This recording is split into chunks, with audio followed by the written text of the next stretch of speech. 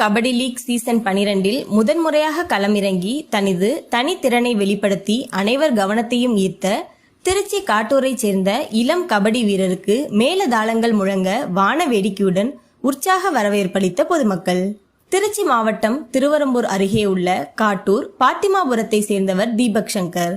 இளம் கபடி வீரரான இவர் திருச்சியில் உள்ள தனியார் கல்லூரியில் இளங்கலை கணினி அறிவியல் 3ஆம் ஆண்டு படித்து வருகிறார். 14 வயது முதல் கபடி மீது ஆர்வம் கொண்ட இவர் தொடர்ந்து பல்வேறு பயிற்சிகள் மேற்கொண்டு தனது தனித்திறன் மூலம் pro kabaddi league season 12 Bengaluru Bulls அணிக்காக தேர்ந்தெடுக்கப்பட்டார். இந்த அணியில் தடுப்பு ஆட்டக்காரராக இடம்பெற்றவர் 19 போட்டியில் பங்கு பெற்று 64 புள்ளிகளை பெற்று டாப் 5 4வது இடத்தை பெற்றுள்ளார்.